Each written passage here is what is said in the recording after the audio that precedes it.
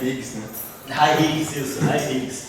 Eu vou então entrar na eletrodinâmica com a anisotropia, que eu acho que é isso. Bom, então, por que a gente fez esse exercício aqui? Só para finalizar o primeiro tempo da aula, né? A gente fez esse exercício aqui para mostrar que, partindo assim de uma formulação normal de campos, a gente pode simular, né, pode se modelar as equações de Maxwell. Lembrando, assim, quem são os campos fundamentais, nesse caso os potenciais, né? E a partir daí a gente faz digamos assim, a modelagem para chegar das equações de Euler-Lagrange e chegar às equações de Maxwell. Então, dentro dessa visão, eu vou deixar uma tarefa só para quem quiser trabalhar um pouco em cima disso. A tarefa que eu vou deixar é a seguinte. Vamos dizer que eu tenha um campo escalar e dois campos vetoriais. O campo vetorial vou chamar de A e o campo vetorial que eu vou chamar de X. Então, nós temos dois campos vetoriais, certo? E aí a gente vai fazer a seguinte proposta de Lagrangiano desse campo. Vamos dizer que eu tenho, então, vamos pegar os termos cinéticos, né? A gente vai ter um termo aqui que vai ser, vou botar até assim, meio de φ ponto ao quadrado, mais meio de A ponto ao quadrado, mais meio de x ponto ao quadrado. Então, seriam os termos cinéticos. Aí vou colocar um termo aqui, que vai ter um mix, vou colocar aqui um termo que vai ser alfa, φ ponto, alfa a ponto, escalar, gradiente de φ.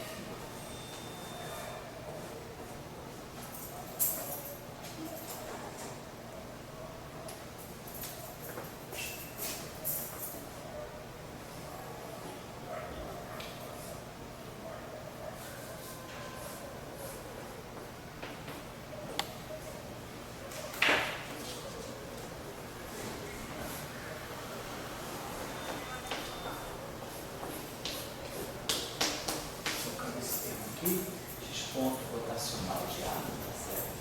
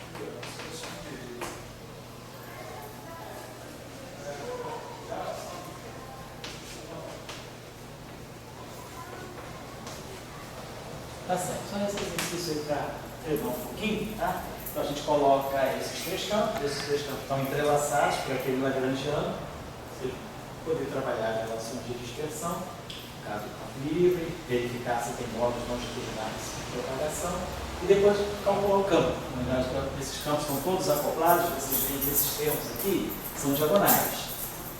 Nos termos temporais, os campos aqui não estão se comunicando, mas aqui eu estou acoplando A com φ, aqui eu estou acoplando X com A, aqui eu estou acoplando A com X de novo. Então, os campos estão acoplados assim, por esses termos. Então, isso aí vai fazer com que a carga que gera φ também possa gerar A ou X, né? Então, é só um exercício assim, para compreender um pouco o que está acontecendo, mas, sobretudo, para exercitar um pouquinho dessa álgebra tensorial, para treinar um pouquinho o uso de tensores. Deixar como esse exercício como finalização da tarefa anterior, tá bom? Da aula. Então eu vou deixar essa aula de essa eletrodinâmica de Rawlston-Wick, que é a eletrodinâmica com derivadas mais altas. Basicamente, o que o Gustavo vai trabalhar com vocês esse aí é o assunto lá da dissertação que ele está fazendo de mestrado, e quer dizer, ele está na tese dele, lá na dissertação, trabalhando mais alguns aspectos quânticos dessa eletrodinâmica, mas ele vai fazer um estudo clássico aqui com vocês. Mas basicamente essa eletrodinâmica ela se apresenta assim, né? O lagrangiano dela, né, da eletrodinâmica de Maxwell, esse aqui, como eu já tinha mostrado na aula passada, menos um quarto de F mini ao quadrado, mini F mini. Hoje a gente chegou a esse lagrangiano, mas trabalhando com os campos, viu que esse lagrangiano pode ser escrito exatamente assim, no meio de E2 menos C2 D2. O lagrangiano do derivados superiores, ele tem um termo que é colocado desse modo aqui, aparece um termo aqui, um parâmetro psi, e aqui vai aparecer o termo que seria a derivada, vamos dizer assim, do FK lambda, vezes derivada da FK. Então, esse termo aqui, ele vai repercutir nas equações de Maxwell da seguinte maneira. Então, a gente vai ter aqui um termo que vai ser vai ficar 1 sobre C2, D2, dt2, menos Laplaciano. Esse objeto aqui nós já identificamos, é o nosso operador da Lambertiano. A gente chama esse operador de Gauss. Então, as equações de Maxwell que vão aparecer assim.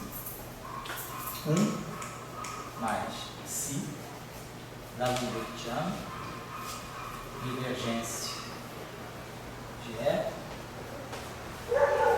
E igual a ρ sobre epsilon zero, escala das externas. A equação de Gauss é corrigida por esse fator aqui que tem derivadas temporais segundas e derivadas espaciais segundas. Por isso que é chamado de derivadas superiores, porque ao invés de aparecer apenas uma derivada do campo elétrico, vão aparecer derivadas temporais quadráticas e vai aparecer uma derivada cúbica espacial, porque aqui tem um Laplaciano e aqui tem uma divergência. Então tem uma derivada espacial, duas derivadas espaciais no Laplaciano e uma derivada espacial. Por isso que esse eletromagnetismo se chama eletromagnetismo com derivada superior. Aí as equações intermediárias, que são as equações homogêneas, não mudam, porque essa eletrodinâmica ela mantém a relação entre os campos e os potenciais. Então, essas relações aqui, que são Faraday-Lens e Gauss-magnetismo, a gente sabe que elas são consequência direta, né, da relação entre os campos e os potenciais. A divergência de B continua sendo zero. O lagrangiano ele não contempla essas equações. O lagrangiano contempla as equações que não são identidades. Aí a equação de Faraday-Lens é essa aqui, o Ampère-Maxwell, né? Ela vai ficar rotacional de B. Então vai aparecer esse 1 sobre 1 psi da Lambertiano, rotacional de B, igual a 1 sobre C2 ddt de 1 mais psi da Lambertiano é até posso colocar assim.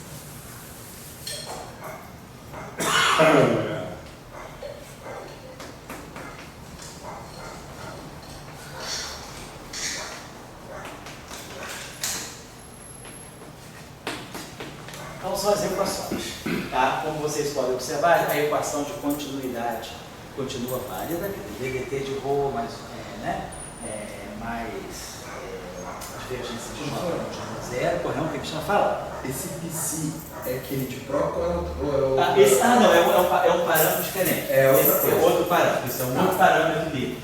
Como você está observando aqui, isso aqui é adimensional. O da Lambertiano tem dimensão de comprimento a menos 2. Então esse psi aqui de comprimento a menos 2. Então esse psi aqui tem dimensão, seria interdimensional, é um parâmetro que tem dimensão de comprimento ao quadrado. É um parâmetro relacionado a comprimento. Mas não é o de prova, tá certo? Não, é porque botou mesmo símbolo. Não, claro, não, tá certo de perguntar. Não é pergunta trivial não, porque às vezes o cara pode pensar que eu estou trazendo a mesma notação, né? Não, é um parâmetro novo. O Podolsky é de que ano? Podolsky é década de 40. E esse... E o IP 60.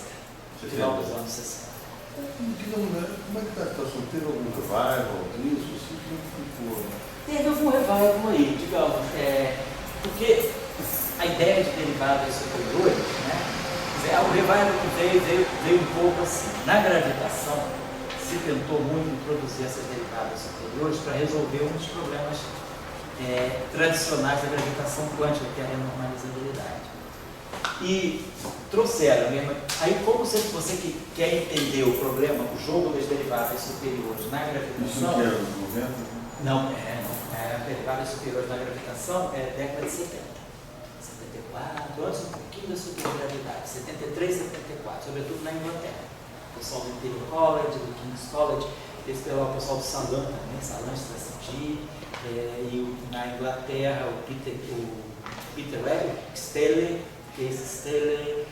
J.G. Taylor, esse pessoal depois foi para a supergravidade, esse pessoal foi muito. E na Holanda também, o grupo lá do Van der Roheyen, do Veltman, Vermasseren, esse pessoal está muito ligado à questão de renormalização da gravitação quântica. E aí começaram a jogar derivadas superiores, e aí aparecia o dilema entre renormalizabilidade e unitaridade. Então, o pessoal, vamos tentar entender isso num caso mais simples, que é o caso da eletrodinâmica ou das teorias de Young-Mills. E aí trouxe discussão para eletrodinâmica e Young-Mills. Então, era uma discussão, vamos dizer assim, nesse sentido um pouco mais acadêmica, que era tentando fazer disso um aquecimento para a gravitação quântica. Aí veio o problema, veio a questão da supergravidade, que melhorou a gravitação quântica, isso ficou meio de lado. Depois dessa discussão de Lewis e tal, voltou um pouco mais na década de 90, em conexão com essas teorias que apareceram também advindas das cordas, né? Teorias de gravitação advindas das cordas com derivadas superiores da torção. E aí se trouxe de novo a discussão mais generalizada para Young-Mills, né? Para discutir essas extensões do eletromagnetismo e também agora readquiriu um pouco mais interesse também por causa da astrofísica. Há uma série assim, de observações que tentam ver possíveis desvios das relações de dispersão tradicionais do fóton. E aí você pode modelar alguns dos efeitos de modificação de relação de dispersão por derivada superior. Porque, se vocês observarem bem, vocês vão trabalhar isso com o Gustavo, a relação de dispersão que sai daqui é uma relação de dispersão que vai caracterizar a existência de fóton massivo. Então, apesar de o não ser um parâmetro de troca, você obtém um fóton massivo aqui. Você obtém aqui uma... E aí, além do fóton tradicional de massa zero, quer dizer, um eletromagnetismo que é mediado por dois fótons. Concomitantemente, tem um fóton de massa zero e tem um fóton massivo. Isso vai sair automaticamente das relações de dispersão daqui. Vocês podem mostrar isso aí, é rápido até de mostrar isso. É a mesma coisa que se faz no caso de massa. É tirar a equação, bota o campo no vácuo, tira as correntes, então a gente elimina as correntes e as cargas, elimina as fontes externas e estuda as equações de massa. Então, a equação de massa, derivar, por exemplo, relação de dispersão, deriva essa relação aqui em relação ao tempo. Então, você vai produzir aqui um rotacional de dE/dt. Aí você vai substituir, pega esse dE/dt dado por isso aqui.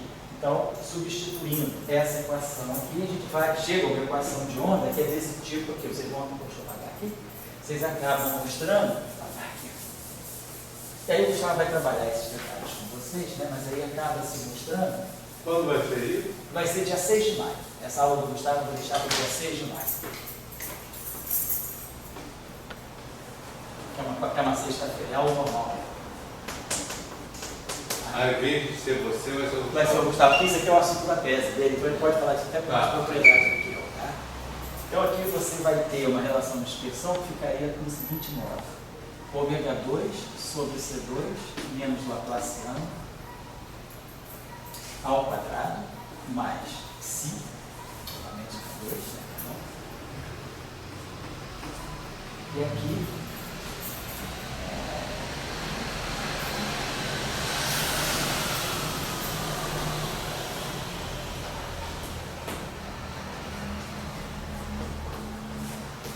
então essa é a relação de dispersão.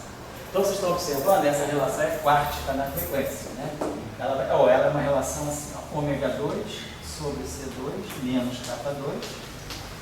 E aí eu posso evidenciar isso aqui, vai ficar ômega 2 sobre C2 menos K2. E aqui vai aparecer mais Ψ. igual a zero. Então, vou ter isso aqui. Então, essa relação dispersão vai ocorrer para ômega 2 sobre C2, isso aqui igual a zero. Então, isso aqui me dá o fóton tradicional. É o fóton de massa nula. Que eu passo agora para o espaço das energias, H cortado ômega é E, H cortado K é B. Então, eu tive uma relação de dispersão típica de uma partícula de massa zero. E aí, essa relação aqui, mesma coisa, vou ter aqui ômega 2 igual a K2 C2 menos Xi C2. Em geral, a gente toma esse Xi negativo, para que esse termo aqui fique positivo, né? Eu posso tomar um Xi negativo, então se eu quiser eu troco o sinal do Xi por menos Xi. E, então, mas não tem problema, a gente pode sempre escolher um Xi negativo, esse termo é sempre positivo, é a mesma coisa. Então, H cortado ao quadrado ômega 2 é 2, H cortado ao quadrado K2 é P2, 2, e aqui vai ser, vou botar assim, mais menos, trago assim menos aqui para dentro, para fatorar, menos H cortado ao quadrado, sim. Então, multipliquei toda essa equação para H cortado para fazer a versão princípio da correspondência. E aí eu vou identificar, eu chamo esse Xi de como Xi é um parâmetro negativo, menos Xi é o módulo de Xi. Então eu posso colocar aqui H cortado ao quadrado, C2 módulo de Xi. Se o Xi é um parâmetro negativo. E aí, menos Xi é o módulo de Xi, está aqui, né? Então está aqui. Então aí eu jogo agora, isso aqui eu vou identificar, H cortado ao quadrado, C2 módulo de Xi, eu vou identificar com uma massa ao quadrado C4, que é a típica relação de dispersão com aquele termo inhomogêneo massivo, né? Então a gente tira daqui que, por exemplo, esse parâmetro Xi, ou a massa, quer dizer, na verdade, esse Xi está dando uma massa. Eu posso dividir isso aqui por C4, então fica um C2 aqui.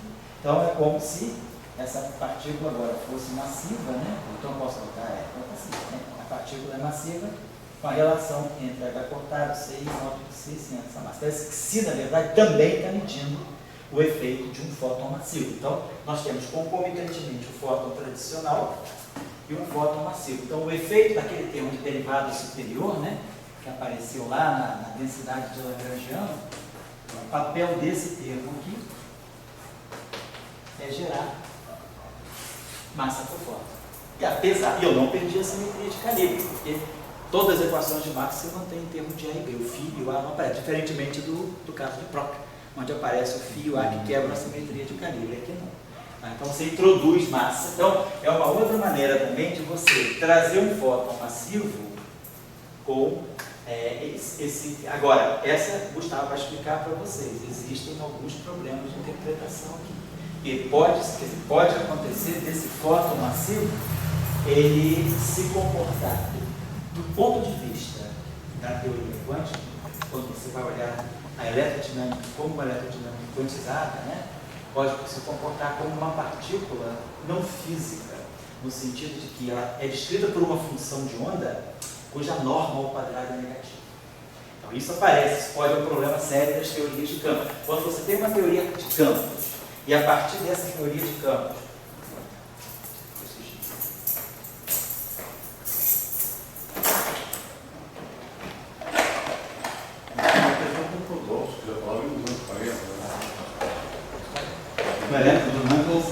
foi?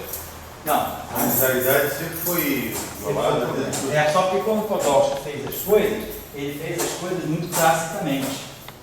Então ele não estava muito preocupado com a questão quântica. Na teoria, isso ele fez antes da eletrodinâmica quântica. Quando você vai olhar isso do ponto de vista quântico, Já começa a ter problema. O problema que se aparece é que esse fóton massivo, ele aparece, ele está associado, na descrição quântica, esse fóton massivo, ele vai ser descrito por uma função de onda.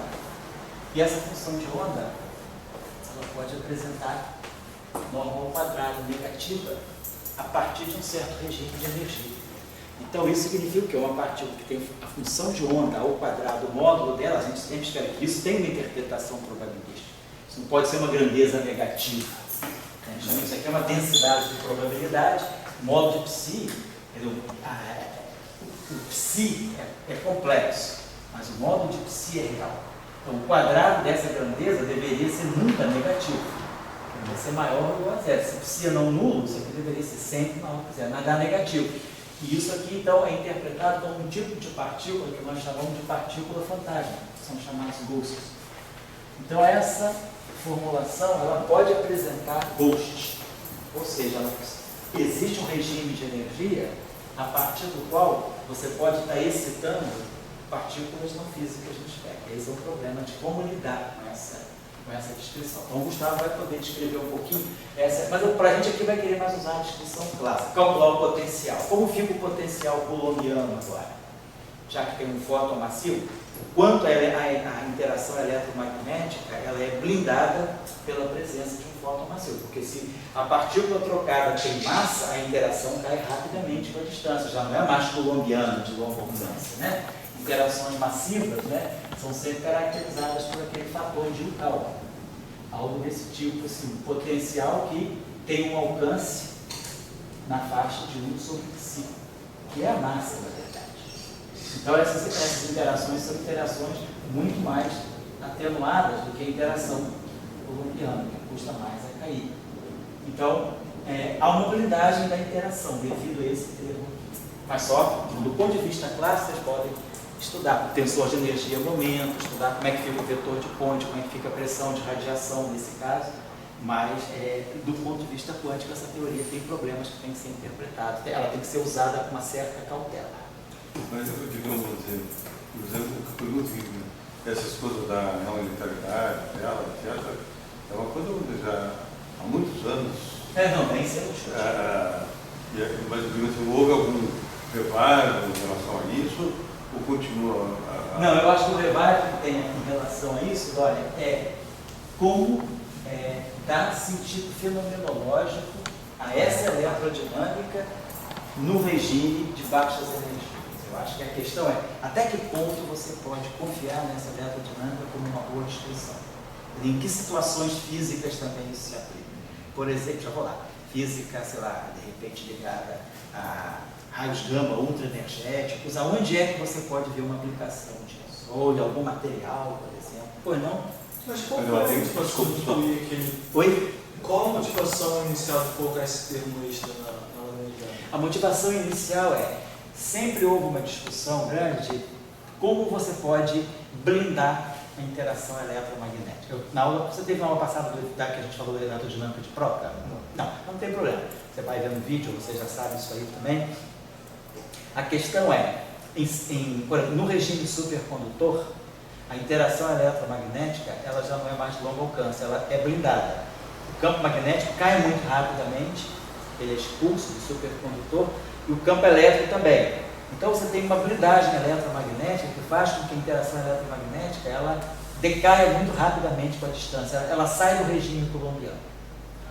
Para você sair do regime coulombiano, você deve, de alguma forma, introduzir alguma coisa, você vai ter que dar um alcance para a interação. O alcance é um parâmetro com dimensão de comprimento. E a eletrodinâmica, a equação de Marx, ela não traz nenhuma noção de comprimento. Tudo que está na equação de Marx, você não tem nenhum parâmetro de comprimento. Ela é livre de parâmetro, divergência de E, rotacional de E. Você não tem, o único parâmetro que está nas equações de Marx é a velocidade da luz. E a carga, claro, a carga é fundamental. Você não tem um parâmetro fundamental de comprimento, porque se você introduz uma interação e você quer que essa interação tenha um curto alcance, você introduziu um parâmetro físico, que é o alcance dessa interação, é a escala de validade dessa interação. Então você precisa de um parâmetro de comprimento.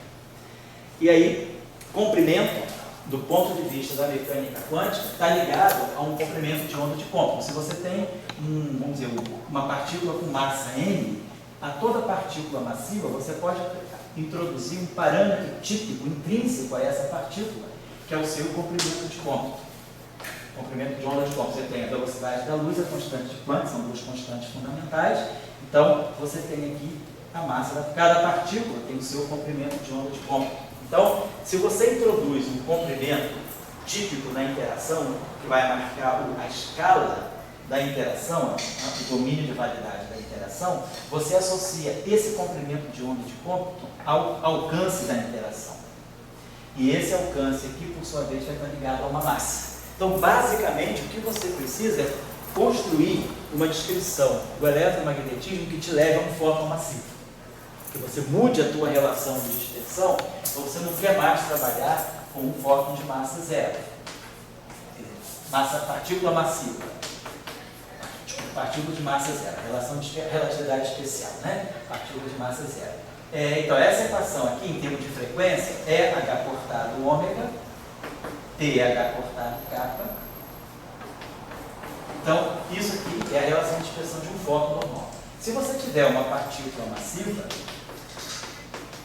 isso aqui, o que você espera? Então, você vai dividir isso aqui por H cortado ao quadrado, vai te dar o ômega 2. Vai dividir isso aqui por H cortado ao quadrado, vai te dar o kappa 2.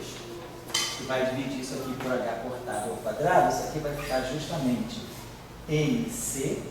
Você vai dividir isso aqui por H cortado, vai ficar MC2, né? Sobre H cortado ao quadrado. M2C4 vai ficar M2C4 sobre H cortado ao quadrado. Então, isso aqui, na verdade, você pode escrever, né? Você pode tirar uma velocidade da luz daqui, vai ficar MC sobre H cortado. Deixa eu escrever isso aqui de novo, vai ficar assim. Só para organizar os parâmetros, e você viu que a gente. Então, tem M2C4 sobre H cortado ao quadrado. Eu escrevo isso aqui como sendo M2C2 sobre H cortado ao quadrado vezes C2. M2C4 sobre H cortado ao quadrado. Isso aqui é justamente o comprimento. Isso aqui é MC sobre H cortado ao quadrado C2. Isso aqui é o inverso do comprimento de onda de ponto. Então, quando você produz um fóton massivo, né, você, na relação de dispersão, você está introduzindo, né, esse parâmetro aqui, que é o que vai H cortado sobre MC, tem dimensão de comprimento, quer dizer, é o comprimento de onda de ponto da partícula, que ele aparece invertido, né? Então você introduz esse parâmetro aqui que você está interpretando como o alcance da interação. Então você precisa de um fóton massivo. Então, para produzir essa equação, para produzir esse fóton aqui, por exemplo, você coloca o termo, a gente construiu na aula passada, eletrodinâmica de Proc, e você ganha exatamente aquela relação do dispersão. E aí que vem a pergunta. Só um instantinho só, aquela. E aí? Mas tem um problema sério na formulação de Proc, você perde a invariância de calibre do eletromagnetismo. E isso aí, do ponto de vista quântico, não da teoria clássica, mas do ponto de vista quântico, não é uma boa coisa. Aí você pergunta, mas será que eu posso gerar aquela relação de dispersão, criar um fóton massivo e não abrir mão da simetria de calibre? E aí, essa formulação te faz isso, como eu mostrei para vocês. Você tem uma formulação, todas as equações de Marx só dependem dos campos, você tem simetria de calibre e, ao mesmo tempo, você gera aquela relação de dispersão. Então, essa foi a motivação original. Então, a motivação foi ter uma blindagem em algumas certas situações. Isso. Ter uma blindagem eletromagnética em algumas situações, tipo supercondutor.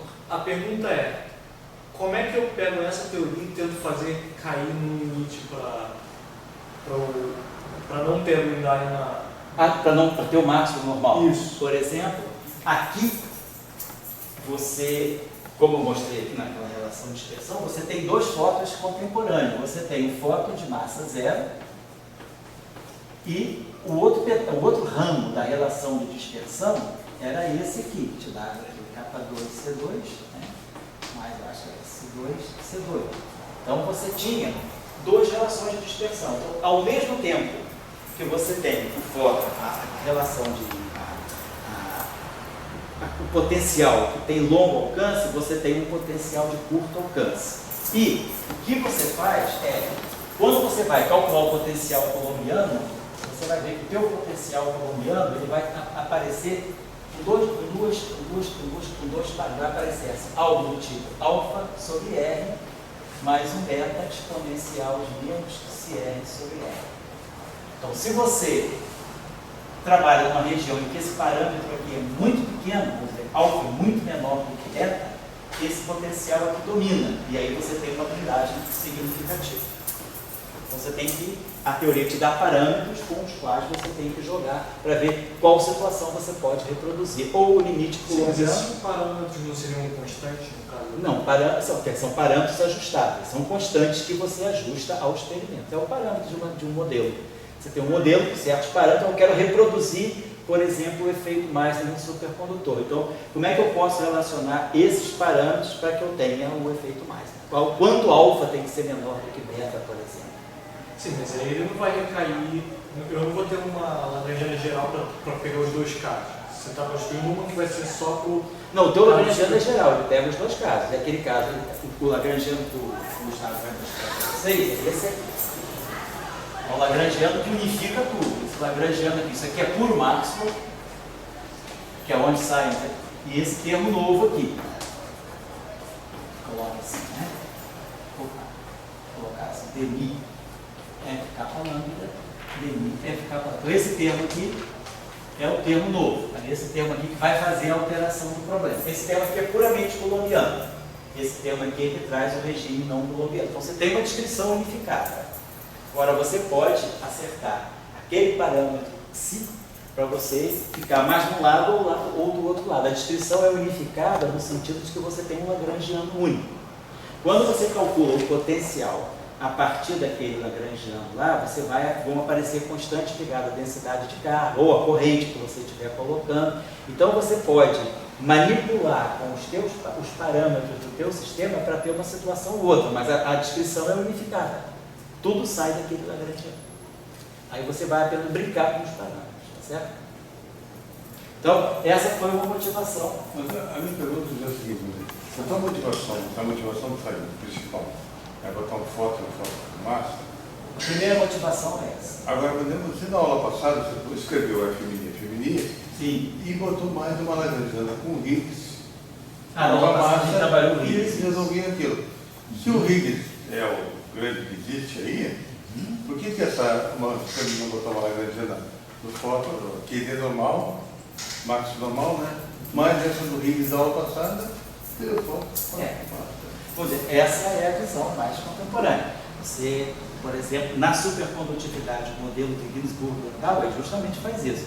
Você tem um campo de Higgs lá, na descrição de Ginzburg-Landau, da supercondutividade, o que você tem é o Higgs, né? Quer dizer, o Higgs, na verdade, é o Higgs, vamos dizer assim, é o condensado de Fermi, né? O par condensado, que faz o papel do Higgs, que quebra a simetria espontaneamente e que dá a massa. Como a gente discutiu na aula passada, a gente introduziu a eletrodinâmica de Maxwell-Higgs e viu que a de Maxwell-Higgs é mais geral do que a de Proca. A gente obtém Proca como um gauge fixing de Maxwell-Higgs. Agora, essa aqui não, você descarta completamente o campo escalar. Então você tem apenas o campo integral. Não tem Higgs. Você tem um fóton massivo sem precisar introduzir um mecanismo de Higgs. Não precisa ter raio derivativo. Também não precisa ter raio derivativo. Essa é uma formulação. Porque na época, eu acho que a questão toda, historicamente falando, a questão do Podolsky era o problema ultravioleta. Era o problema das divergências ultravioleta. Então, a tentativa era descrever teorias que não tivessem divergências tão drásticas quando a teoria fosse quantizada. E esse termo trabalha no sentido de reduzir as divergências. Mas ele traz outros problemas, que é o problema da unitariedade, da existência de partículas quânticas em função de onda que tem norma ao quadrado negativa. Então, a teoria é boa no sentido, mas ela tem prós e tem contras. Não é uma teoria completa. Ela não pode ser uma teoria fundamental, no sentido de que ela resolve as questões fundamentais. Ela é válida no regime e ela tem limite de validade muito estritos, né? Então, ela não pode, como completa, ela como um todo, ela não tem validade. Apenas o setor dela tem validade. Não é uma teoria que não deu certo. As teorias também não. Não, tá certo? As teorias não são feitas para claro, é uma teoria limitada. Ela tem seus limites. Então é uma proposta. E ela ficou assim. Eu estou perguntando porque isso veio de 1940. Faixa de 38, e até hoje sobrevive a discussão. E ela sobrevive muito, Cláudio, eu acho que ela sobreviveu muito porque ela marca um bom laboratório para você compreender a discussão da presença de derivadas mais altas. E isso é importante para você compreender o problema na gravitação.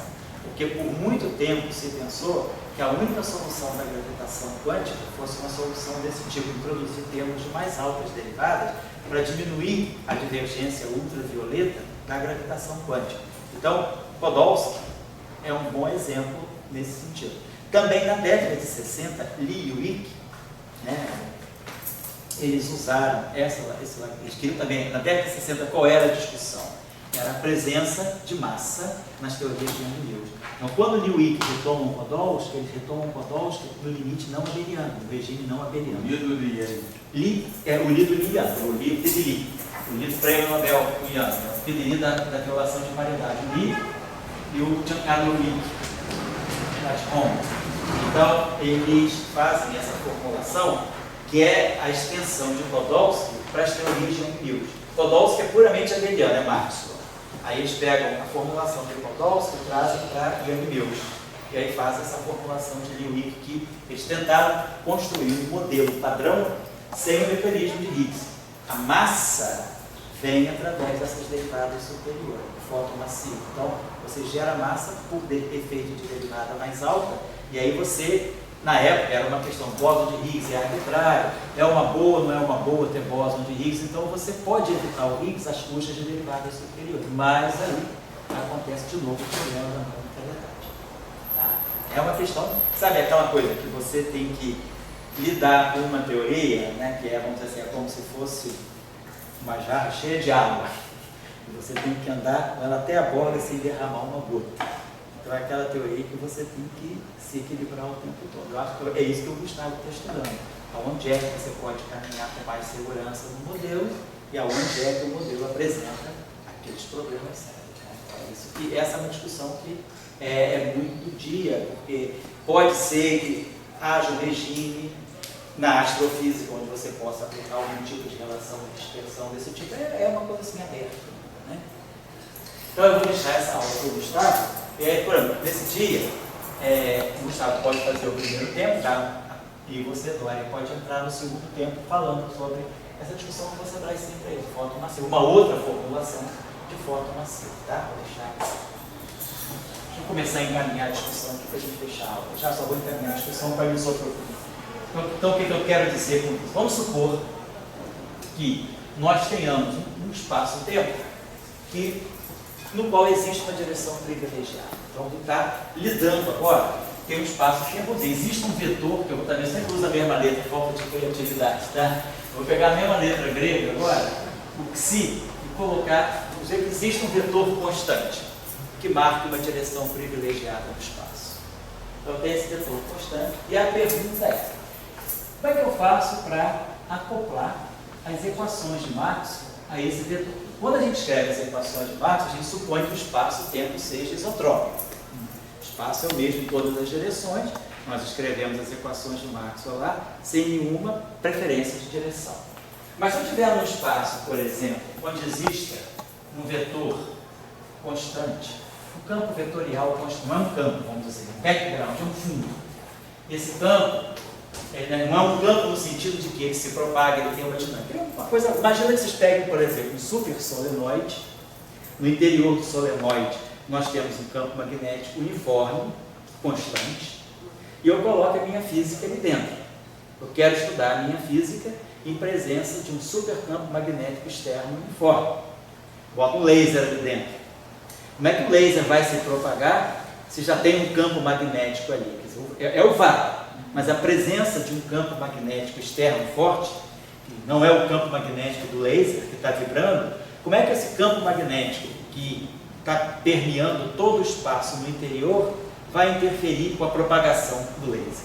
Então, ou seja, eu tenho um vetor de fundo que pode ser um campo magnético externo, produzido no laboratório por alguma fonte, ou pode ser um vetor, né, na astrofísica e na cosmologia, se pensa que possa ser um vetor produzido por algum tipo de condensação de um campo primordial.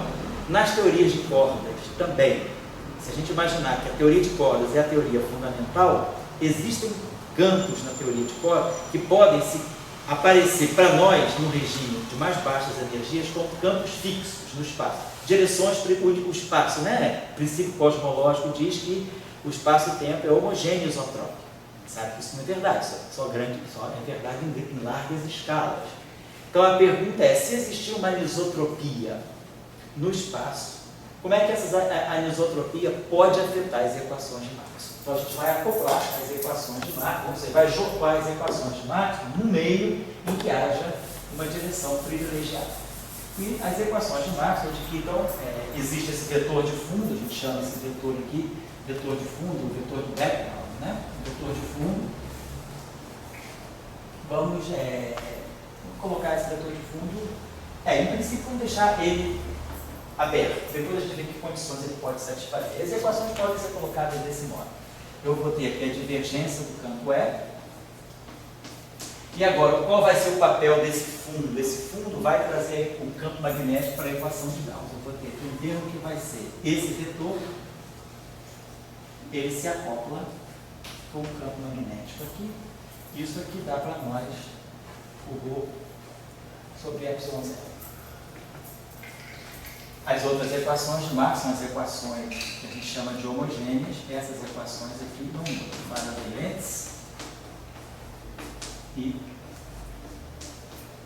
Gauss, né, para o campo magnético. E agora, a outra equação aqui, rotacional B. Posso até colocar aqui um termo, que vai ser um parâmetro π vezes o campo magnético. Já vou dar a dizer o que é esse campo, esse parâmetro aqui. Campo magnético menos Ψ. Esse Ψ que está aqui é o mesmo que está aqui. E aí aqui, ó, o campo elétrico aparece. Isso aqui é 1 sobre C2 dt mais I0. Se regiões. Vou dizer já o Xi, ou Ki. Esse aqui, vou dizer já. Esse Ki aqui, esse aqui é Ki e esse aqui é Xi. Exato. O Ki poderia, ele pode identificar para você uma anisotropia no eixo temporal.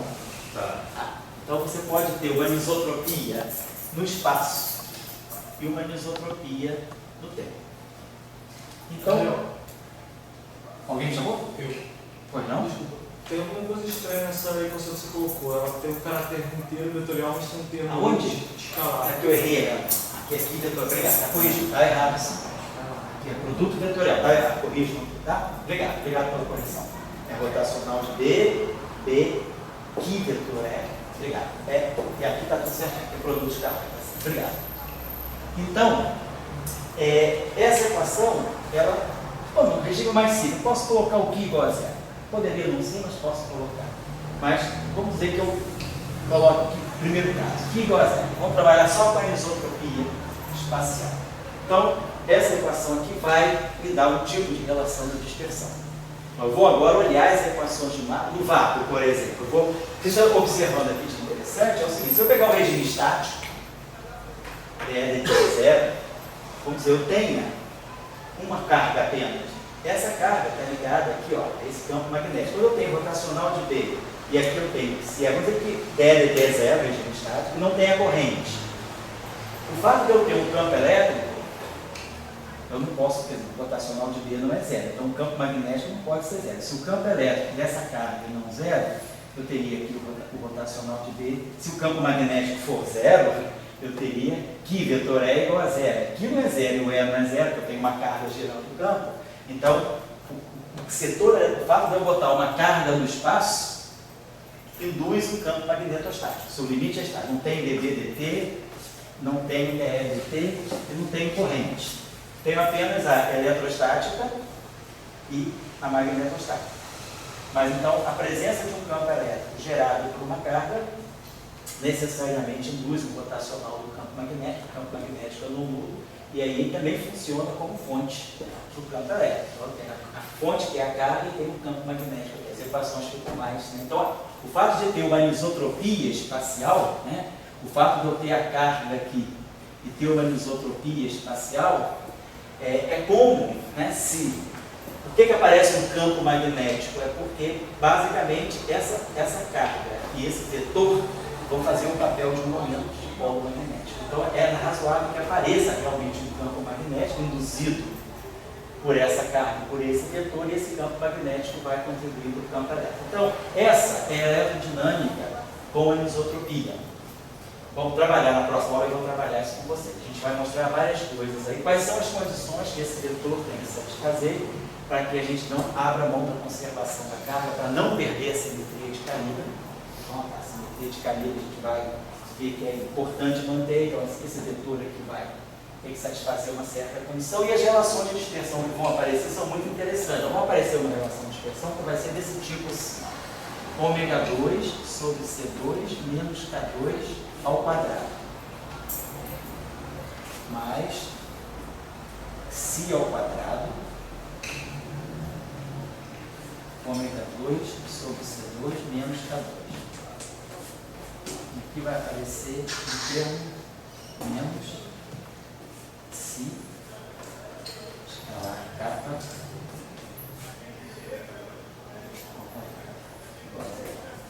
Então tem uma relação de dispersão agora também que é quartica na frequência. Ó, tem um ômega 4 aqui, tem um ômega 2 aqui, tem um termo independente de ômega aqui. Então nós vamos ter um espectro de relações de dispersão mais rico, podendo inclusive aparecer aí modos que se propagam como se o fósforo fosse macio. Então, nós vamos estudar as relações de dispersão e vamos ver, por exemplo, como é que fica a distribuição de energia, como é que essa anisotropia vai influenciar no transporte de energia e momento da onda também. E aonde é que isso é usado? Então, qual é o possível cenário para a aplicação dessa eletrodinâmica? Então, por exemplo, em física, vamos dizer, em astrofísica, física de observação, ligada à observação fotônica, por exemplo, isso aí pode estar ligado a pequenos desvios, esse parâmetro Xi, esse vetor de fundo, ele pode estar medindo pequenos desvios da simetria de Lorentz, da simetria relativística. Então, é como nós temos uma propagação aqui de uma onda eletromagnética com pequenos efeitos de desvios da relatividade. Então, é o que poderia se medir.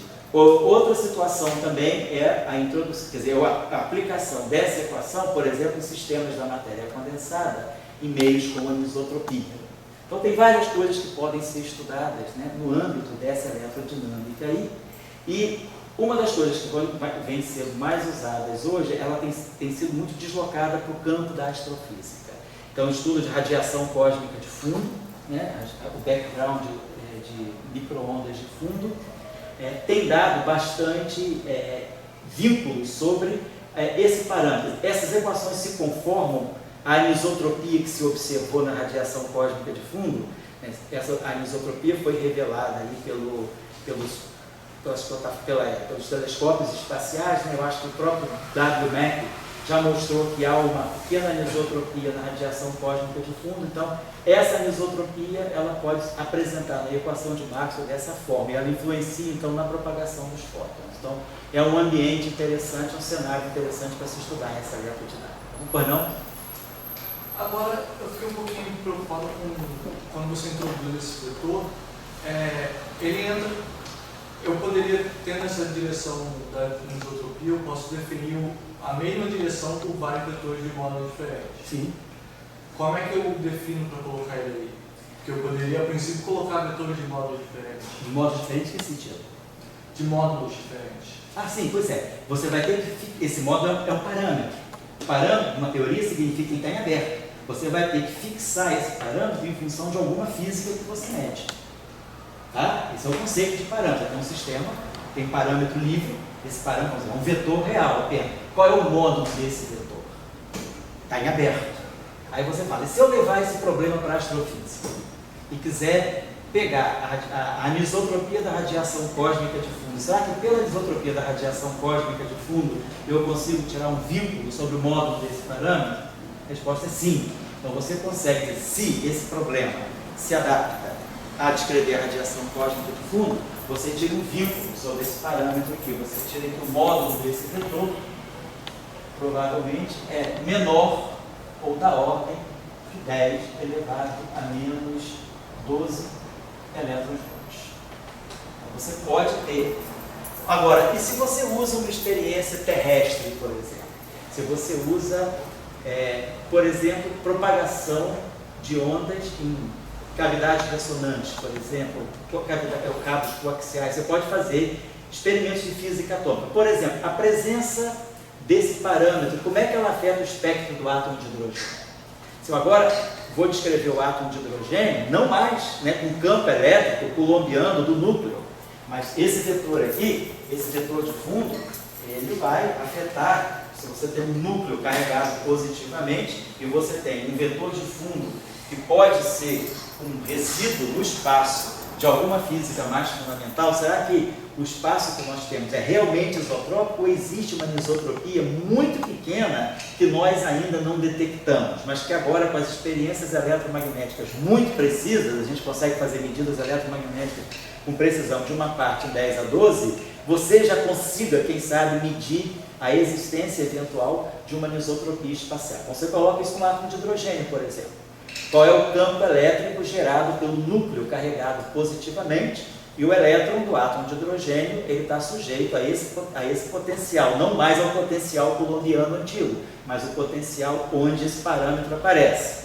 Aí você joga isso no newtoniano do átomo de hidrogênio, isso vai gerar um splitting das linhas espectrais, e aí você vai ver as barras de erro que você tem na medida das linhas espectrais, elas podem ser o desvio da teoria coulombiana devido à presença desse parâmetro. Então você pode tirar vínculo em cima desse vetor a partir da física atômica também.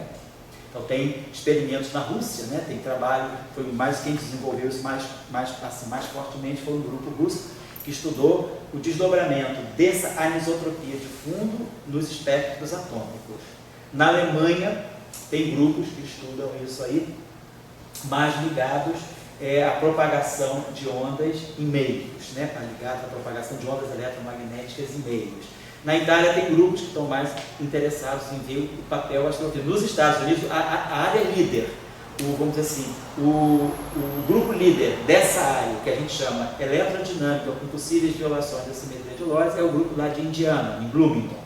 Esse grupo é o grupo que tem trabalhado nisso desde 89, quer dizer, eles têm uma militância praticamente aí de 27 anos em cima dessa discussão. Eles têm muitos tratados sobre vários experimentos para poder colocar mãos e aplicar isso em situações muito diferentes.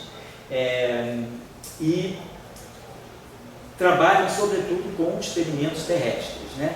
Na Itália o pessoal tenta usar isso na astrofísica, na Alemanha também em experimentos terrestres, e na Rússia o pessoal usa muito em experiências, também é terrestre, mas é física atômica.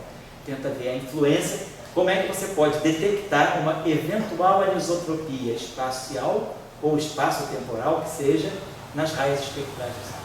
Já que você tem hoje medidas de altíssimos efeitos hiperfinos, né, na física atômica. Precisão de uma parte de 10 a 13, 10 a 12. Então isso aí te ajuda a você ver até que ponto, né? Agora, se você detecta, né, que você tem sensivelmente uma anisotropia espacial, você pergunta, tem uma física por trás disso. Qual é a origem dessa anisotropia espacial? É um efeito quântico da gravitação? Pode ser algum efeito de alguma gravitação com torção? Ou pode ser um efeito derivado, quer dizer, tem uma linha de trabalho, que é a linha de Indiana nos Estados Unidos, eles associam o efeito desse vetor a um efeito de baixas energias proveniente das teorias de cordas. Então é como se você estuda uma física fundamental pela teoria de cordas e você acompanha como a teoria de cordas pode gerar para você um vetor que chega até as baixas energias e se condensa sob a forma de uma pequeníssima anisotropia espacial. E aí, como essa anisotropia espacial afeta o fenômeno eletromagnético. Então, é um outro cenário que se desenvolver essa questão, tá bom? Então, a gente na próxima aula vai trabalhar mais isso.